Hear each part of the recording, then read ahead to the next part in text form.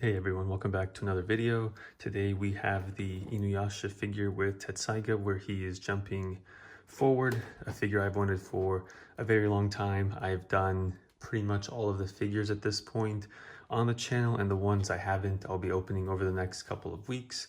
And when I say all of them, I just mean the Toynami ones that came out in the early 2000s. So we'll go through the front of the package, the back. I'll get out the figure, show it up close, then we'll put it on the stand, and so you can see it from all the different angles. So the packaging is really neat. We've got him here lunging forward, as you can see. We've got the Tetsaiga, a couple different options to change out his hands, so he can either be like this with his claws or be holding the sword. And then there's the stand down there. The packaging is a little bit ripped, so just gonna handle it carefully. And then here on the back, you can see a close-up of the figure, a few options. And then as far as the other figures in the set, so we've got Inuyasha, Kagome. I've opened both of these. I've opened Kikyo. This is Shomaru. I did do the Comic-Con version where his mouth is open and he comes with a Jokin. I did the Naraku figure, and then Sango and Moroku as well.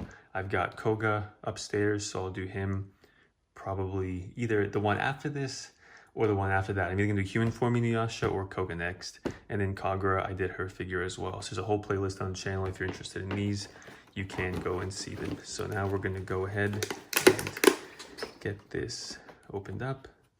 So let's get that out of the way. And then we will try to get this out pretty quickly. So here's the stand. Here is the sword. The Tetsaiga, I can't remember, but it almost feels a little bit more sturdy than the one in the regular figure of his that I have. But I can always compare those later. And then a couple of options here for the hands.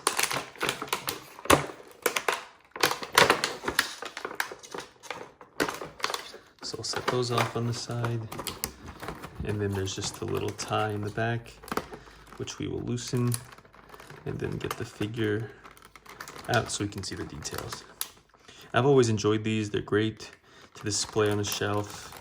If anyone enjoys actually playing with the figures, I don't think they're the best for that. Certain parts of them can feel a little bit fragile. So if you're not careful with them, they could break. But let me just get this wire out.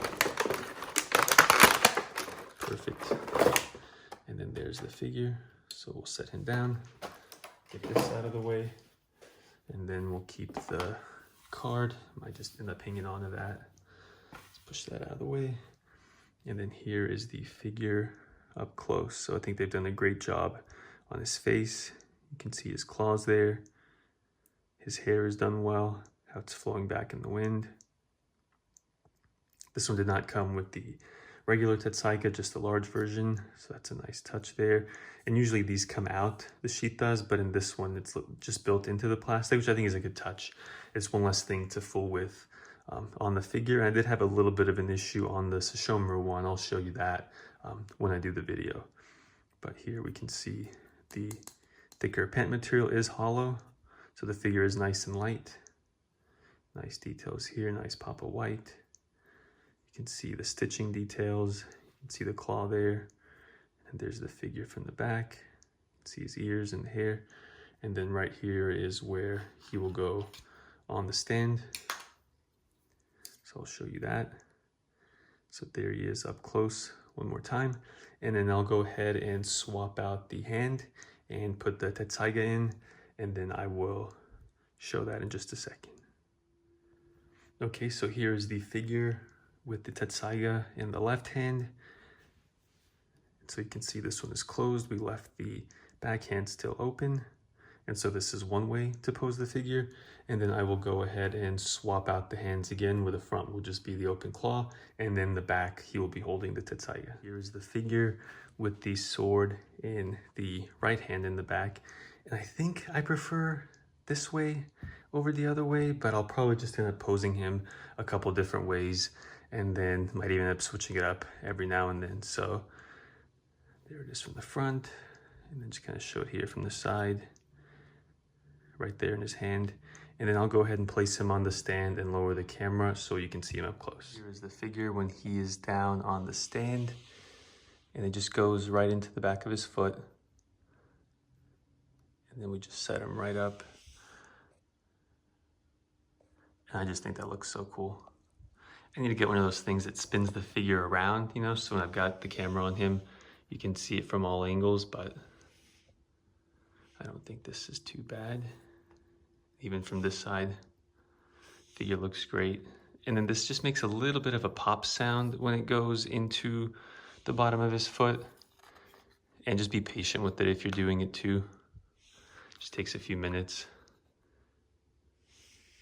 And then he's all set up and ready to go. So thank you so much for tuning into this one and the next one. So most likely we'll do Koga. I have the human form Inuyasha and the Sesshomaru as well. And then a few Dragon Ball Z figures coming up after that as well.